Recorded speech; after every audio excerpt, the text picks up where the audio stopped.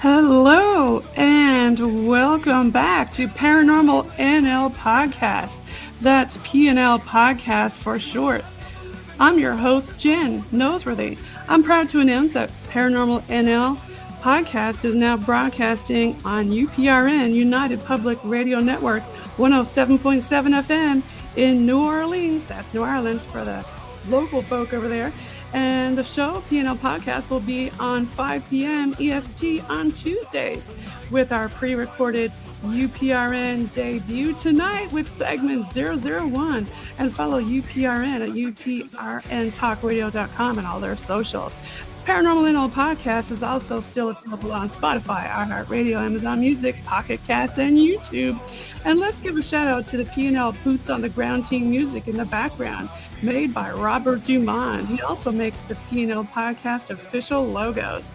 Check him out on Season 1, Episode 28, with his Devil's Toy Box Part 2 radio episode, and follow him on IMDb. For tonight's UPRN 107.7 FM Paranormal USA Veterans episode, let's pay respect, remembrance, and a thank you for your service to all the active, retired, and brave heavenly veterans who paid the ultimate sacrifice for our freedom. Let's give a shout out to the ParanormalNL Podcast Alumni-Network member with whom I discovered tonight's guest. A big shout out to author Teal Gray, who's also a non-denominational reverend, sacred site traveler, and Teal Gray was on ParanormalNL Podcast in Season 2 twice. And I discovered tonight's guest with her at the Independent Order of Oddfellow Cemetary in Denton, Texas, during their 31 days of Halloween. Now, these guests are backstage, and I'll get to them shortly. Now, it's time to pull up your cozy chair and grab your favorite color and listen in to ParanormalNL Podcast. It's a place where the people of Newfoundland and Labrador, Canada, and anywhere else in the world can share their paranormal experiences. PNL Podcast also believes in supporting people, places, and things to promote paranormal tourism and paranormal networking all over the world. Now, ParanormalNL Podcast, big thank you again to all of our PNL Podcast alumni guests from Season 1 and 2, and of course our fans. We want to hear your stories. Do you have any military, paranormal, UFO, metaphysical, cryptid creatures, folklore, historical books, or just tales of the weird you want to share as a guest at my PNL Podcast? Please reach out to me on Facebook, Instagram, or Gmail at paranormal.nl.podcast@gmail.com. And remember, after your episode, you'll become part of the PNL Podcast Alumni-Network. Make sure you click on the bell, like, share, and subscribe, and follow along on whatever platform you're listening in on to get updates for new episodes. Now, without further ado, let's bring on the stage the guests tonight. I have with me, coming in from the US of A, we've got Greg Stevens and we've got Brandon Lee, and they're coming in all the way from, like I said, good old US of A. Thanks for coming on the show tonight. Absolutely. Appreciate you having us. Yeah. Greg, tell us about RIP, Research and Investigation of the Paranormal. Yeah. First of all, Greg, you know what? And Brandon, before we proceed, I want to give you all a huge respect and thank you for your service. Oh, it's my honor. So if you notice, my honor as well. Thank you. Yes, thank you so much, Brandon. Thank you, Greg, for your service. We really appreciate it. So tell us again about RIP, the Research and Investigation of the Paranormal. How did all this come about? Yeah. So I used to see ghosts and dead people when I was a little kid. Around 4 or 5 years old, I started seeing all this stuff, and my parents and brothers and sisters would all think I was a crazy little kid. Didn't understand it and all that kind of stuff. But after a while, they understood. I knew there was something there, and I was talking things that they didn't see, but they realized it was a real deal. And I just grew up doing that my whole life. I used to actually see full-on apparitions and stuff until I was about 7 or 8 years old, and then I did a backflip off the car at a drive-in theater, and I busted my head on the rocks, and I didn't see them anymore like I used to. like I used to, but I can still hear them and I can still see the shadow movements of them. Every now and then I'll get a flash of someone like me and Brandon did at the Olavaca County Jail a couple of years ago.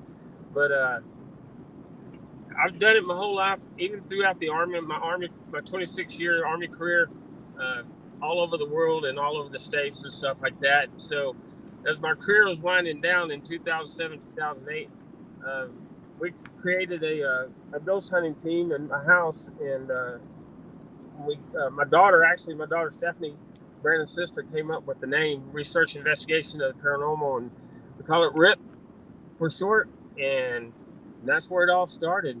And we've been all over the place, all over the states and stuff with it, and we have a great time. We're not in it to try to find a TV show or do anything like that.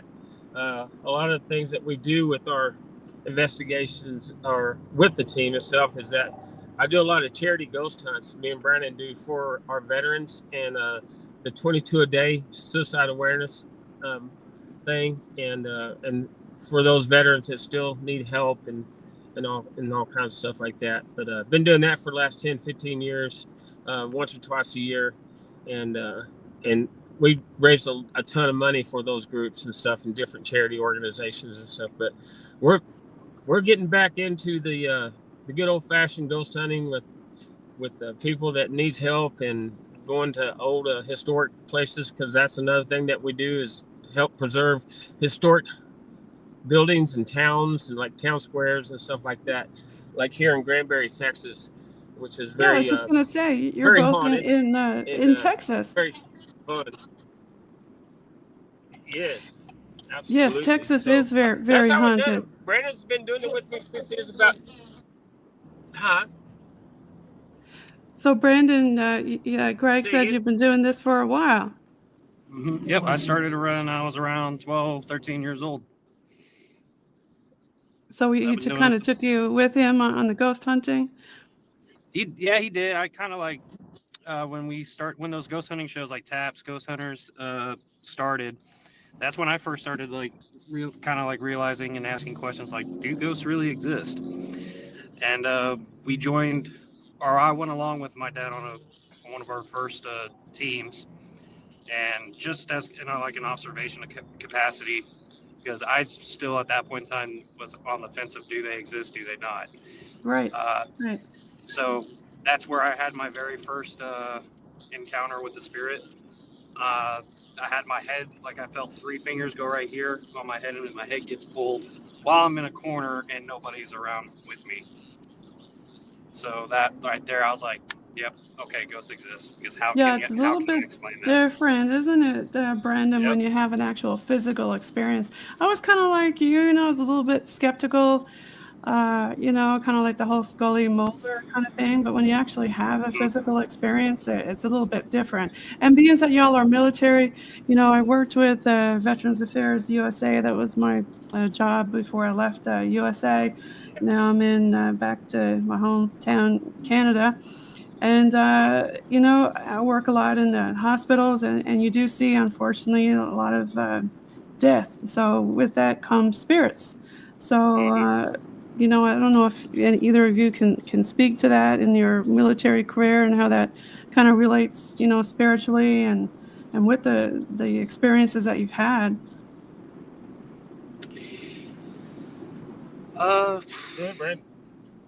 would say because when I joined the military, when I joined the Army, and I went to North Carolina, I was around a bunch of different races and cultures in the Army itself, and I would tell them hey, I'm a paranormal investigator, and they'd be like, no, you're not. I'm like, yeah, I am. Show them our research investigation on the paranormal page, and then my nickname became Ghostbuster. Ghostbuster. Okay. Yeah. I think I dealt more with spirit, having more interactions with spirits and ghosts when I was actually working in a hospital setting more than I was working in the military side of it. If that makes sense. Me too. I've had a lot of hospital things too, working a lot in the operation room, emergency room, recovery room, and and a lot of other areas like long-term palliative and rehab. We do get Oh yeah, military definitely. rehab and things like that. How about you, Greg? When you're walking around and like 2:00 in the morning at a level 1 trauma center, and I'm not walking by myself right now. I'm feeling somebody walking with me, or I'm hearing a conversation behind me or footsteps, you name it. Yeah, we did. Yeah, when I retired from the Army, I went to the hospital security thing there in Temple, Texas, Bear Scott White, and we used to do the same thing. We used to have these little mag lights. They gave us mag lights to carry around, so we I'd go up to the abandoned parts of the hospital and set my light up there, or my flashlight up there, and have little flashlight sessions with whoever's hanging around. I saw that flashlight session. I love that. Yeah. And when you take and then you have people like Brandon was talking about, no way, there's no way. And then you take them with you like that, and then they're all about to poop their pants and get the heck back out. So it's fun. I think, Greg and Brandon, a lot of it is like when you visit places like that, they know you're military, right? I mean, and I think that is a part of the trigger. But, sometimes you bring trigger objects. You're the trigger object. You don't need to bring an object. Oh, exactly. You're the trigger object. You're absolutely right. Because we went to the USS Lexington. I've been there. Oh yeah, that's a great investigation. I think I've only been there one time, but we use our military background and say, "Hey, I'm Army. Come on, who here's in the Navy? Let me see formation. Let's go. Come on." And you just see shadows just running around all over the place. Actually, Dad, I think you were the one. With all of our equipment going off. Yeah, I had a lot of K2 hits and stuff like that. Or what other kind of hits or equipment do you use? Yeah, like the Paralight. A lot of stuff that we got from Jeremy Jones and Paranologies. That's periscopes and stuff like that with the tubes. It's got the different colors and everything that reads all the EMF, and when it touches, it's all directional, but it's pretty awesome. It's fun, and we use that kind of stuff and have a good time with it. The spirit boxes, of course, like Brandon was talking about on the USS Lexington, we get on the main deck just underneath the flight deck, and we had 1940s music going on. Nice. Music, like the Andrews Sisters, the Andrews Sisters, stuff like that. And I mean, everything went off, everything. So that's a good time. You know the environment. They say your audience. Same thing with the ghost or spirit in the spirit world. Know your spirit world, man. Because I'm telling you, it'll right. work. Yeah. As long as you talk in that time, Yeah. So you were kind of helping them with the happy times, and I guess you get a lot of hits, when you bring back the happy times and music and dancing and stuff like that, right? Right. Mm-hmm. Right on. I love that. So, yeah. Have you ever had any things that stick out in your mind with a particular military ghost in particular, or things that they said to you, or on the spirit box maybe, or? Oh, yeah. Questions you've asked? On the spirit box. Definitely. We definitely get a lot on the spirit box. I'm sorry, I'm backing up. No, it's all good. Yeah, safety number one. So, right. Yeah, I was doing a little impromptu investigation there last night downtown. We had our very first, I guess I can bring this up on the stage here. I can present this one to you. In Newfoundland and Labrador, was it last year or this year?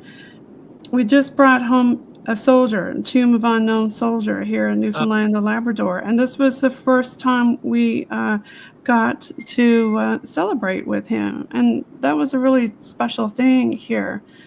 We had thousands of people here for it. And I was just showing a little bit on the StreamYard screen there. Oh, wow. I can pull it up. So, yeah, wow. For the first time with our unknown soldier, we had thousands of people come down and see him and pay respects. after he was entombed, and now we got to finally show our respects to That's him. awesome. And yeah, that was a really big deal for us. How did you guys celebrate today? Anything in particular that you did? I worked. Well, You weren't. yeah, I went to. Go ahead, Brandon.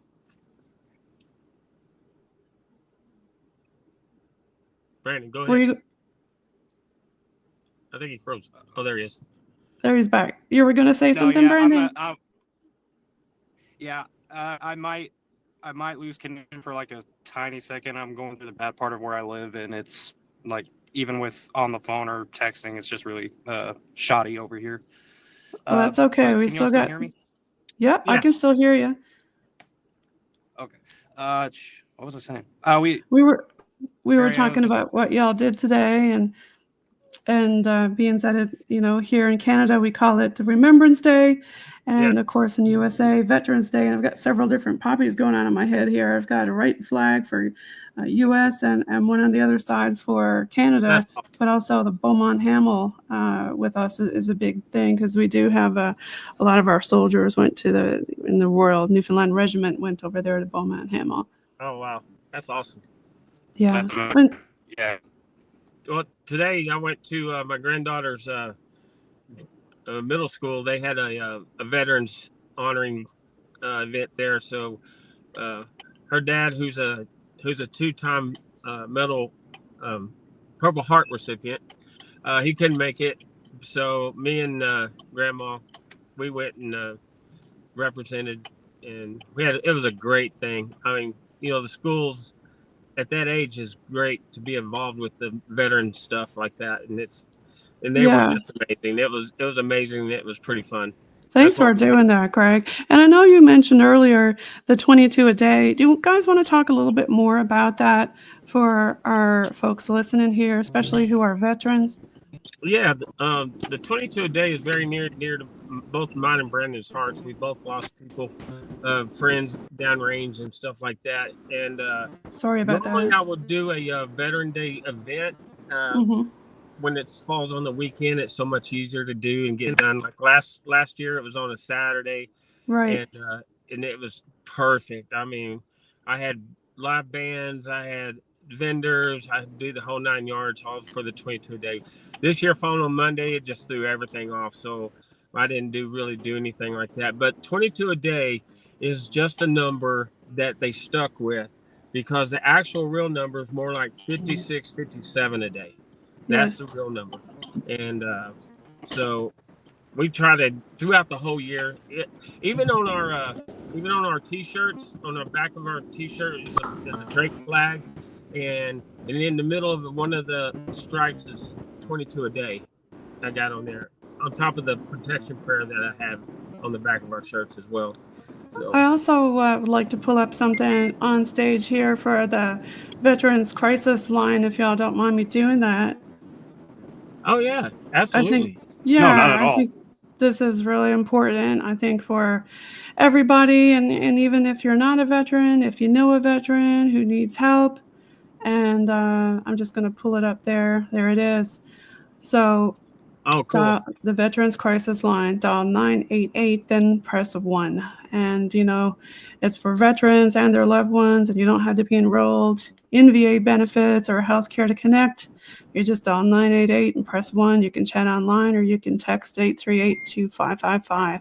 Cool. And that's a really important thing for veterans to know about. That's for sure. Awesome. So let's bring it back to spooky stuff. Are you in an area now, Brandon, where you can talk a little bit more about your spooky episodes? I'm actually about a minute away from my house, and I can actually just sit here and focus on y'all instead of driving. Yeah, safety first. I was telling Greg that too. Give me a second here.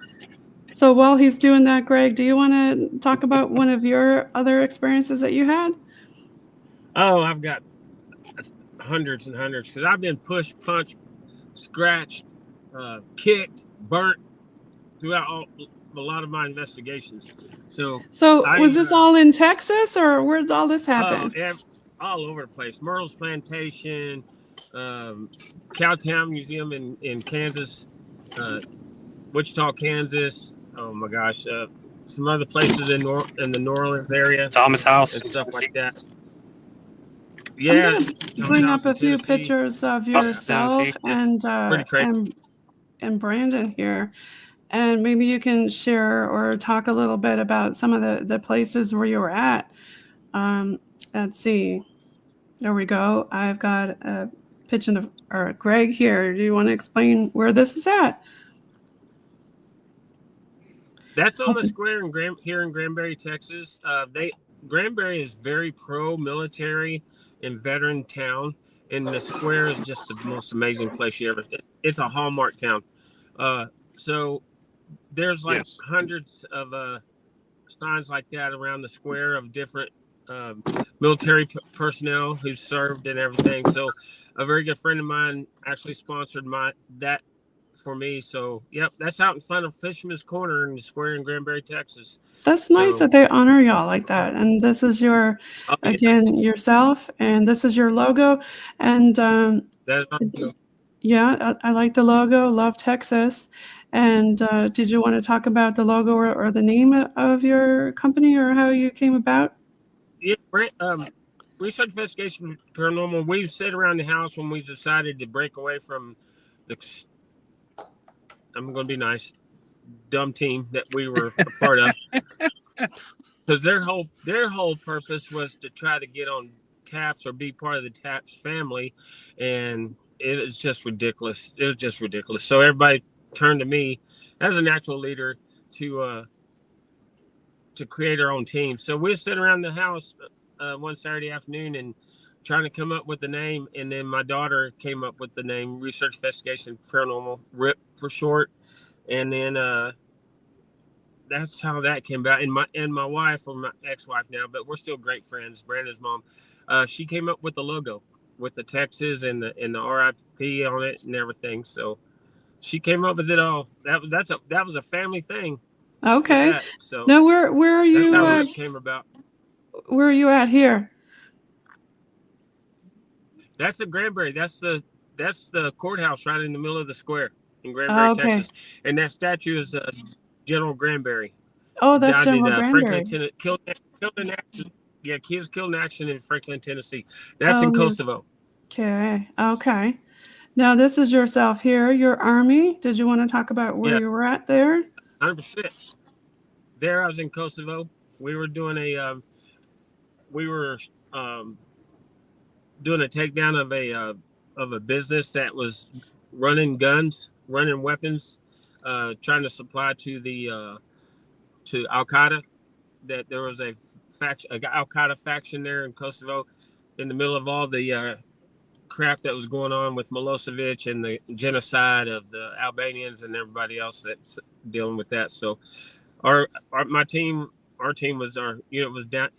We were outer cordon. That means we're the outer sector. So anything that happens, we catch them coming out or go in to back them up.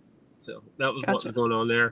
Thank you again for your service. And then we got Brandon. You want to talk a little bit about your 82nd Airborne? Yep, I was with the 82nd Airborne from 2013 to the end of 2015, and I did a tour in Afghanistan with the 82nd Airborne. I was in Kandahar, thank you for your service. Afghanistan. In Kandahar. Thank you. You're welcome. My unit did get into a firefight, but unfortunately I was not a part of it. I say unfortunately because I wanted to be there with my guys and fight for our country, but unfortunately I was not able to be a part of it. But that was the only firefight that we got in, and everybody came home, which is the most important thing. That's right. That's the most important. Bring them all home. There you are again. God, I missed doing that. Yep, that's at. Yep, that's me getting up on an airplane to do a jump, and let me tell you, those jumps hurt when you land. And you want to when you jump out of an airplane in the military, you use static lines. So that's what the yellow things that you see on the guy in front of me, that line is attached to the parachute, and when you jump out, it pulls your parachute. Yep. So you don't have to pull it yourself. It automatically pulls it for you. And then you hope you don't have too much wind. Hey, Brandon. Oh, no. With me, I think the only thing that I was like always really nervous about was somebody coming underneath me and stealing my air, and then I'm starting to fall through their parachute, because that actually happened to me. My team leader of all people stole my air, and I'm like trying to slide off the parachute, like praying to God, please don't let me die, please don't let me die. And finally my parachute opens up, and then I'm like, okay, time to jettison. I'm like, well, oh shoot, there's the ground, bam. Right? Yeah. Getting some scary stuff there for sure. I can imagine. And there are two of you guys there. Is this an event that you did? Yeah, that's in that's in Jefferson, Texas, at the History, Haunts, and Legends Paranormal Conference. We go twice a year to that. It's such a great time. And Jody Helen Breckenridge is such an amazing person. She does the ghost walk there in Jefferson, Texas. If anybody's in that area, you need to go see her. She has the best, I think, the best one in the country, at least in the state of Texas for sure. But yeah, we love doing that. And that's me like doing a speaking engagement. How'd you get that picture? I have Ways and Means Committee. So that's just me talking about Granbury itself, the haunted Granbury during the Paranormal Conference, and when I was doing a speaking engagement there. So nice. So you did do some speaking. There's a few crazy buds that we know here. Oh yeah, I did. Mm-hmm. Any shout outs you want to give there?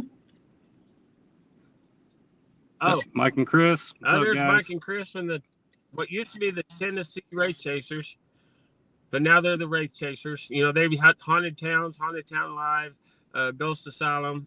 Great friends of ours. Love those guys. They always come for us whenever I have an event. Yeah, I think they're coming out with a new show or something, correct?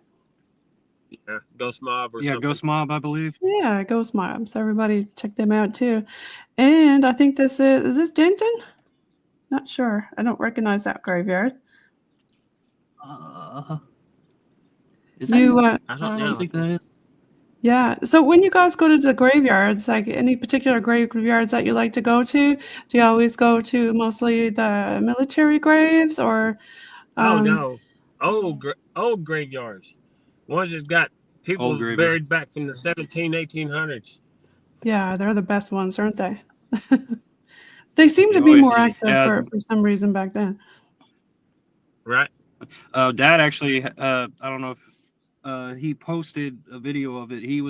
Jesse Woodson James is supposedly buried in Granbury's graveyard, and he was having a full-blown conversation with him on Halloween night. On Halloween night. Mm-hmm. And here's another event that y'all did. Yeah, that's the event we did here in Granbury. Go ahead, Brandon. Yeah, I can't remember what it was called. Pecan Valley. Was it for Pecan Valley? This one? That one was. Or was it 22? No, that one was. Yeah, that was in 22. So I think that one was for the animal farm that we did. Yep. Oh, Second Chance Farms? Second Chance Farm, yeah. Been there, done it, and proud of it. And again, thank you again for your service. And I really like this one. Absolutely. Now, I was going to show, there's I want to say a video, I do believe. Let me make this bigger and X out, but I think I shared one of the videos that you did with when you went. Here it is. Hey, Jesse. Yeah, there it is. My name's Greg. I really appreciate you talking to me. For confirmation, can you turn that flashlight back on? Thank you, sir. Thank you. I really appreciate that. Are you really, or go ahead and turn it off. I'll ask you another question. Love that, Greg. Turn it all the way off, sir. He does too, doesn't he? Let go of it so I can ask you another question. I appreciate you talking to me. Thank you, sir. There it is. There we go. Yep. Were you really in the Civil War and fought for the Confederacy? Was you a guerrilla? Did you do guerrilla warfare in the Civil War? Was that you? There. Thank you, sir. He turned the flashlight Thank back you. I on. really do appreciate Yeah. that. I see they got a lot of That's my coins. favorite piece Turn of it off. equipment right I'll there. ask you another question. Yeah, the Thank you for flashlight doing thing. this I like with me. doing that I too. really do appreciate it. My name is Greg, and I'm from the Research and Investigation of the Paranormal. I just saw something floating by very neatly to Yeah, I the don't know if you look flashlight. Go close ahead, turn it enough, off. but Thank you. there was a Thank you. little orb that just went flying right up into that flashlight. And then he turned it off, right? Yeah. Did you Yep. set up Yep. your death with Bob Ford, As soon as you saw the orb, you turned the it Ford off. brothers? Now, why are they putting Did so you actually much do that? coins Was and that a stuff on his planned event? grave? Because he was a war veteran with the Civil War, and a lot of people, that's acknowledging the service. Gotcha. There's different meanings for the coins. The pennies is No? mostly just acknowledging that. Oh, yes. Okay. There's Right on. Oh, I just saw another orb. Yeah, Right yeah. on. Did you That's see the one awesome. down here on the floor, Thank you, on the sir. ground? I saw that too. That Thank was you much. insane. I was Go ahead and wondering turn it though, off. was that your Let go. flashlight down in the grass? Nope. Let I don't go. have I didn't have my flashlight. That was my phone. Wow. Let go. Okay. And there was one that flew over the flashlight a few seconds ago. Yeah. I need to Yeah. ask you another Yep. question. Only thing you If see on my you phone would is that mind little green dot from the laser, I turning that guess, off. from the whatever. Yeah, isn't it great when you have a conversation and they Somebody else with you? respond? Make it brighter. If Yes. somebody else is with you, because I just saw Yeah. something Yeah. You know, and I I- get a right lot up of people into that where the try to tell flashlight's me at. that the flashlight thing is Or you can not flash real. it. Okay. And There I'm you like, go. Simon, how thanks. is it not real? All right. And they try to do some kind of scientific thing, like one would Is say, your well, brother the actually battery Frank swells and James? stuff like that. I said, the battery swelling and unswelling on command. Thank you, sir. How's that work for Turn it you? off. Because I've had them turn completely off and they'll work. I've had them work with a push button flashlight and they'll still come on and off without having it on. Yeah. There's so many different techniques that you can do, but I mean that flashlight thing, unless you do it and have them respond and you're doing it, just like when Brandon, you mentioned, when you got physically touched, or Greg, when you said you had some physical stuff happen to you, and still that actually happens to you, if you can be skeptical up until that point, but until that happens, then did you all want to talk a little bit more about that? Greg, you said you got pushed, scratched, all kinds of stuff. Do you want to talk a little bit about that? Oh yeah, one of the things I think Brandon got on camera is that coming down the Langdon Center stairway, and I think the grandfather that still haunts the place, what's his name? AP Gordon. Yeah, AP Gordon. Yeah, I was talking a little smack with him upstairs, and so he got back on me about the last 3 or 4 steps of the come down that little old rickety, well, it's solid, but little wooden stairway that was solid, and just pushed me, and down I went four steps down. Ouch. That was that one. Yeah. Hey, but I kept my camera up like a beer, so I didn't break it or spill it. So. So I don't care about you, Dad. I just need you to keep the camera safe. That's right. So, I've been burnt at Motley County Jail. You were burnt. What happened with that? Go ahead. You were burnt at the county jail? Motley County Jail, went back. Yeah, Motley County. I'll let Brandon tell you about Motley County Jail. But we have so many experiences at Motley County Jail, Matador, Texas, which is out in the middle of no damn where, Texas, up near Lubbock in the Panhandle area. And so I went. This was one Brandon wasn't with me on. I just happened to be. I was in Lubbock for the Army, some of the Army stuff, and I went back there with the sheriff who befriended us and had us come and do a lot of stuff. Anyway, we were doing our own little session in that jail. It's one of those old square jails out in the middle, rock square Very jails small. out in the Very middle of nothing. Yeah, and we were up there, and we were I was talking, and I kept seeing these little red dots, red eyes or something inside this red eyes, like around the one of the beds. So I was sitting there talking and kind of talking some smack with them, because And then next thing you know, because I was in shorts, it was hot, it was summer, and felt something on my leg, and I was like, God, man, that hurts. And it's just like a cigarette burn. And that's So you were talking the red smack eyes to him. So do you think that, this provoking made it worse? Like, what do you think about provoking versus? Yeah, no, it wasn't full on.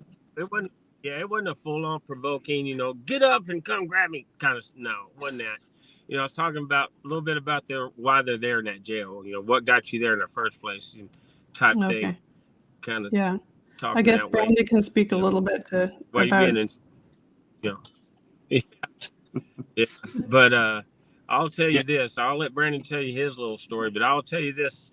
That was that really got a lot of people, and we went up there, and it was my team.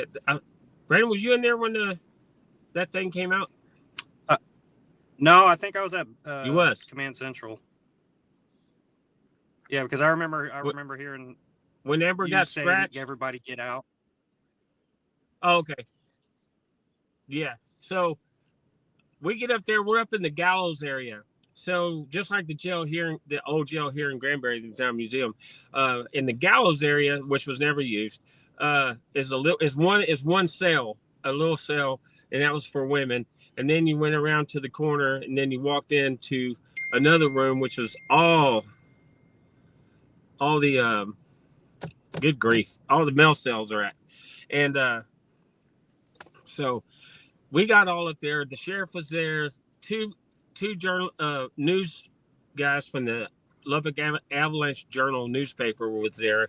The sheriff, his friend, my team member Chris, my team member Amber, my team member James, and Grady, and a couple other people. So a lot of people were there, but we were double arm intervals apart. Yeah, we were double arm intervals apart. We couldn't touch each other. So that's how I had it. Was kind of in a semicircle. And my partner Chris was at the doorway into the male cell, and we just got up there, just got up there and just started talking. You couldn't see nothing except some ambient light from the cameras. And all of a sudden Chris goes, "Oh my God, you smell that? Oh man." I'm like, "What is it?" I can't smell anything because I'm way away from him. He goes, "It smells like burnt rubber." And that got my attention real quick. I said, "Burnt rubber?" He goes, yeah, it smells like burnt rubber. It's like burning my nose. So I worked my way over there, and I got to him, but I couldn't smell it. He goes, "Man, it's gone. It just left. It's gone." I'm like, "Okay, let me know if you smell it again." I worked my way back to where I was at, and about 2 minutes later, it hit me like a ton of bricks. And I was like, "Oh," I said, "Man, I got it. And they go, "You smell that burnt rubber too?" And I said, "That ain't burnt rubber," because it was burning my nose. I said, "That's freaking sulfur. It is straight up sulfur." A lot of people say, when and I looked you're over around, to where I can't see. Yeah, when you're around spirits, some people say, you really get different senses. Oh yeah, right. So, Chris goes, "Oh, He goes, "Man, I can't smell here." And I thought he was coming over. I was coming over to smell, get close to me, but he was coming quick. I was like, "How are you moving so fast in the dark?" So I stuck my arm out like this, like, "Dude, I'm right here." But it didn't hit him. And all of a sudden, Amber, who was 2 arm lengths away from him, goes, "That's me, Greg." I said, "What's you?" She goes, "I have your arm." I said, "Amber, you're not touching me." And all of a sudden, she starts dry heaving and retching and everything. And then I hear Chris is still over there by his little spot and everything. So I have to say the joke, Greg. Did somebody say, I have to say the terrible joke. Did somebody let one go or what? Yeah, But now you said something was holding on to your arm, and I'll she wasn't in arm length, correct? Correct. She thought she was had grabbing me by the arm. So does this the place where you got scratched? And she had these big scratches along her. She had these big scratches, deep scratches all down her arm. And we got her outside, and she was done for the night. But Everybody else was like, "Oh, I'm not going back up. I'm not going back up." What do? I turned around and marched my butt right back upstairs. And me and James and Grady and a couple of other people. And so this time it's just us, and we're just sitting there, and we're facing the cell, and we're talking to it. And I'm going, "I know who you are, and I know who I am.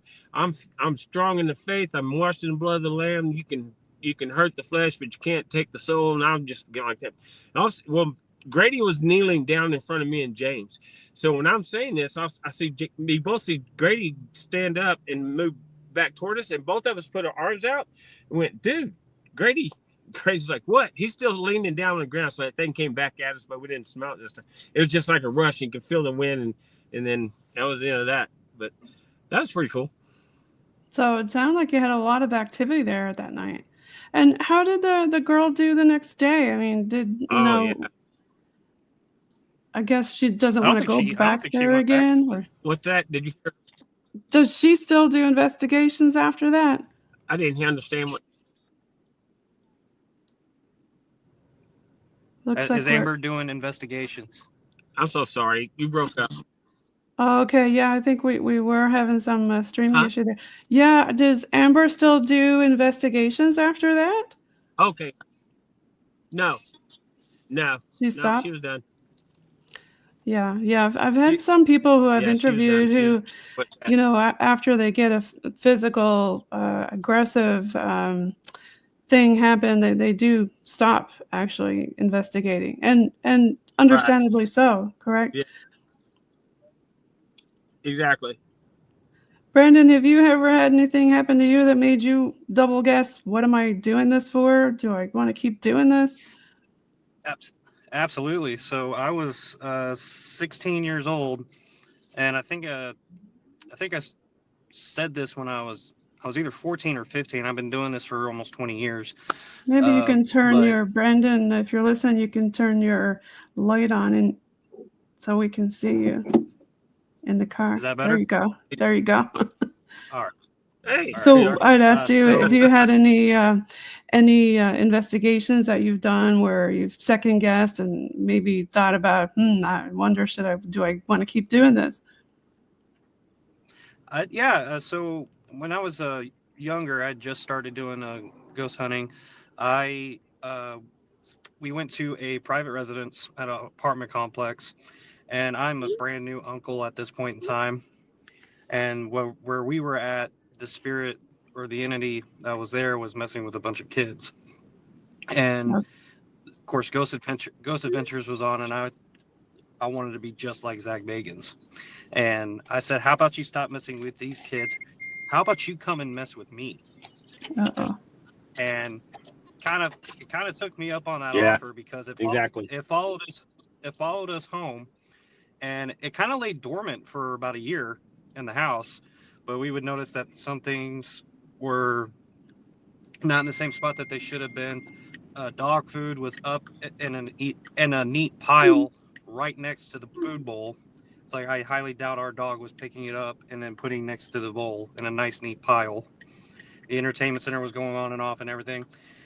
And then one of my nephews was having really terrible dreams. He would call him hee hee ha ha. It's hee hee ha ha. It's hee hee ha ha. It was messing with my nephew. And so me and my mom went in there one day. How old was the nephew, Brandon? I think he was about a year and a half old at this point. Okay. Yeah. And we got started. So then continue, okay. Brandon. Yeah. So it left the room, but it didn't leave the house. And me being a high school student at that point in time, still, I guess you would say like the most vulnerable person in the house. That's not my nephews. It started slowly trying to take me over. There's about 3 months of my life I don't remember because I was oppressed to the point of possession by this entity. Oh, wow. I do not remember getting into arguments with my parents. I do not remember telling my mom that she was a B word. I don't remember shoving my dad so hard that when he fell back, he put a hole in the wall. Wow. I don't remember any of that. And I was starting to kind of notice that things were off whenever I was trying to go to sleep one night. And didn't we have an argument that night too? I can't remember. But that night, the night you came back to the room? Yeah. So y'all were thinking that this may have been some sort of an attachment, Brandon? Oh, yeah, it was definitely an attachment because I used inviting words. I literally invited the spirit to infest my life. Okay. And that night I was hearing scratching on the walls. I thought I was hearing Latin.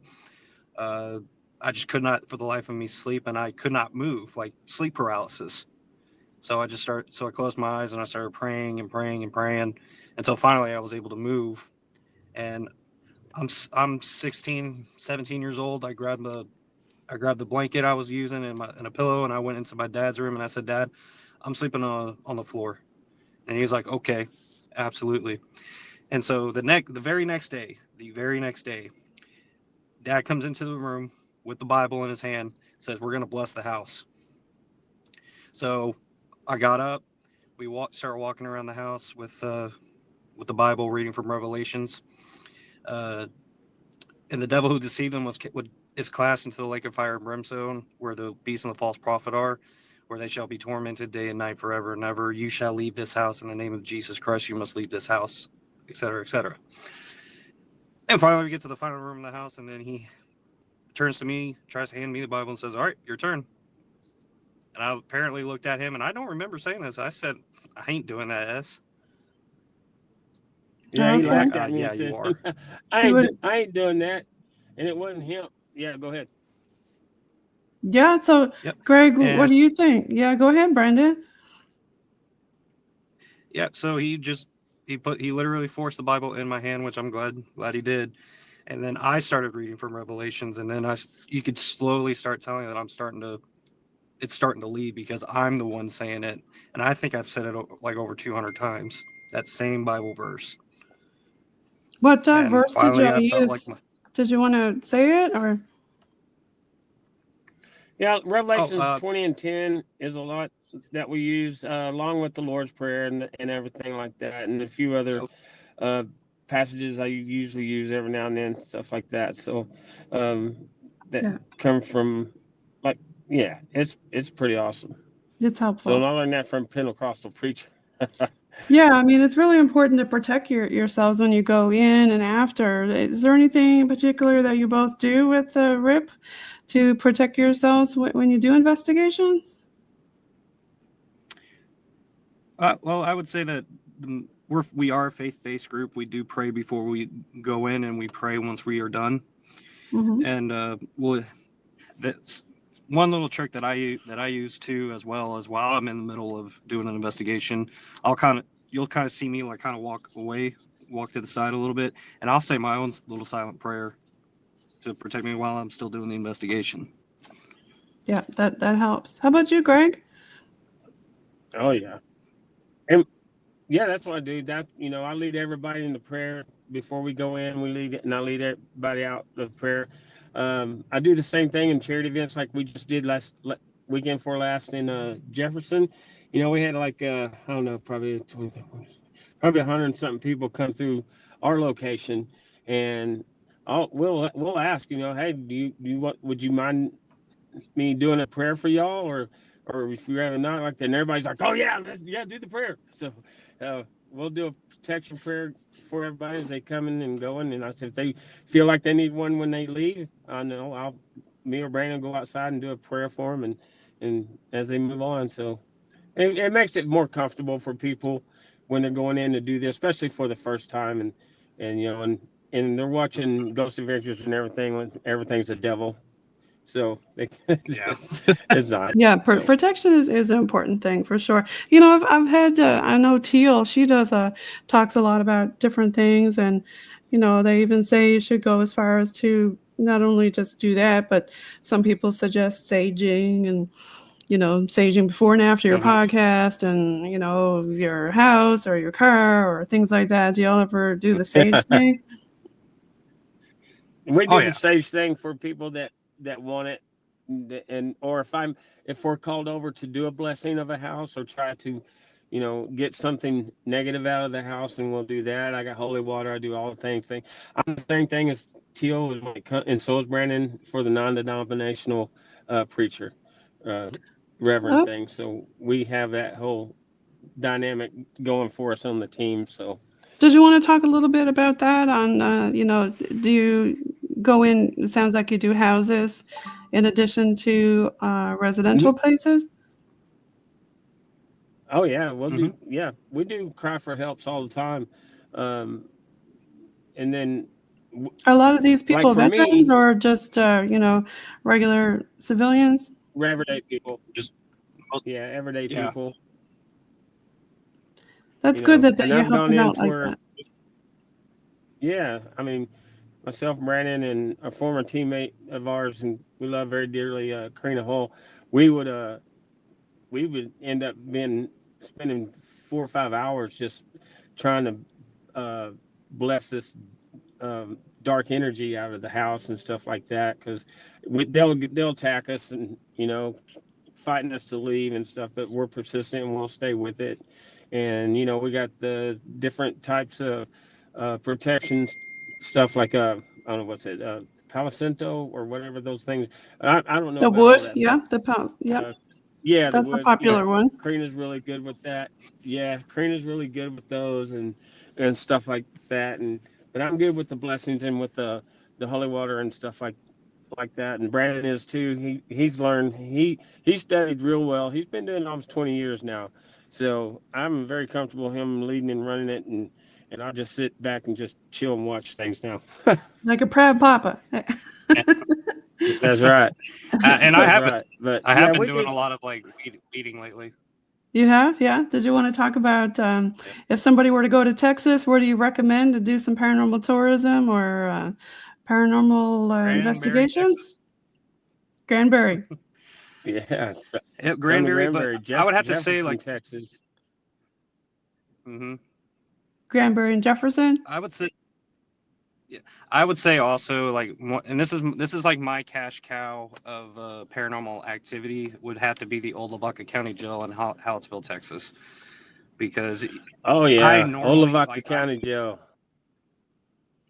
I never tell anyone. I always tell people, we can't guarantee that you'll see anything, but we'll guarantee that you have a good time. I can't say that for the Old Lavaca County Jail, because we always get something going on over there. And just a real quick example.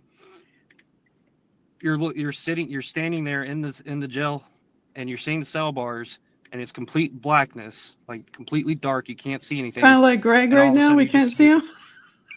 Exactly. Yeah. Now picture that. Now picture white eyes and a white smile just appearing out of nowhere. Okay. And all three of us see it at the same time. Like that. Oh yeah, I was literally it looked exactly like this. Interesting. Yeah. Okay. Yeah. It did. Yeah, I mean, we've had a lot of our paranormal investigators see things like that too with the boots on the ground team. So listen, let's give a shout out to Rip and all of your fans. Do you want to give some shout outs to folks who want to follow you and where they can find you on your socials? Yeah, all of our Rip, we call it the Rip Army. Since we're The military, Rip Army? Rip Army. And we got some pretty good loyal followers, and shout out to each and every one of those guys and gals and stuff, and they have a great time with us. They a lot of times everybody wants to reach out and want to ghost hunt and stuff, and we try to best we can, and but it's a very expensive hobby, and but it's more than a hobby to us. I mean, it's really our lifestyle that we do with each other, and try to help, and we try to do the best for the people. We do oh my gosh, well, I was about to say, we do live stream Facebook investigations too. Yeah, okay. Make sure y'all check out Rip, and where would people find your live stream investigations? You go on Facebook, just type in research and investigation of the paranormal, and you will see our logo right there, and you'll see a couple of reels that my dad has done. Logo. And just go. Yep. Okay. And I want to give just go on there and you follow us. Okay. And I want to give also a shout out here. Texas on there. RIP Texas. Let's give another shout out to the UPRN, the United Paranormal Network, over there in New Orleans. I like the way that they say that. At 107.7 FM, we're broadcasting with them right now, pre-recorded. And again, a big shout out to everybody today. We're recording on November 11th. This will come out tomorrow on Tuesday at 5 p.m. Eastern Standard Time. And everybody follow URPM on urpmtalkradio.com. And this is segment 1. Thank you so much for being on tonight. Now, do I have your consent to give a few more shout outs to yourself and your veterans on your page there, Greg? Absolutely. But I do want to, real quick, I remember you just said, it reminded me that you're you got a radio out of New Orleans, right? So that's right. Yeah, it's UPRN 107.7 FM in New Orleans. All right, so they will know, and they will know now, the very most favorite place for Rip to go is the Myrtles Plantation in St. Francisville, Louisiana, 30 minutes north of Baton Rouge. We've been there many times. We've been there to where they let us have the run of the whole place. We get more evidence collected than any TV ghost hunter has ever been there combined. Nice. And all of our stuff is history based. I've even caught a full-fledged picture of the maid Winners? that killed all the kids and everybody. Huh? Yeah, not the winners. It wasn't the winners at that time. Chloe, the maid.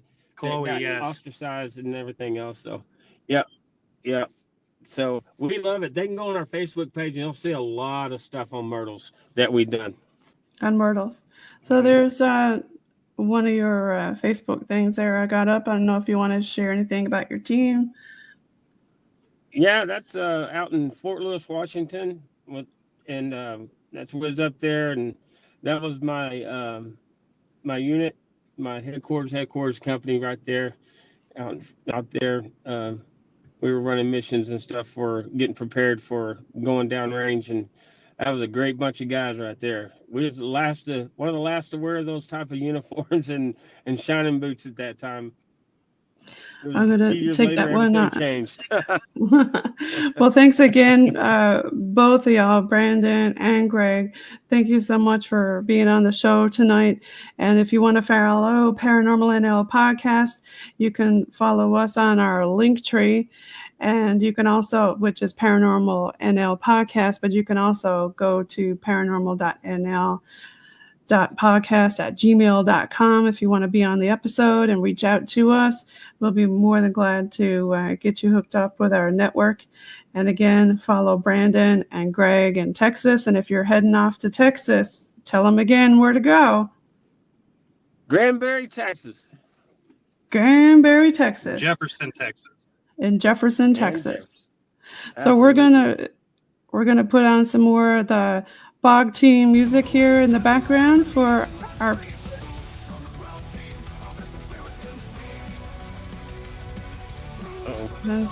rock and lots of other ones coming on again soon. So again, thank you all for listening. We are coming at you from UPRN United Public Radio Network, 107.7 FM in New Orleans, pre-recorded UPRN debut, segment 001. We've got Brandon Lee and Greg Stevens from RIP. Everybody follow them. Peace out to everybody. Keep it tight. Okay. I'm going to take you off stage and we'll do a quick exit. Just one sec.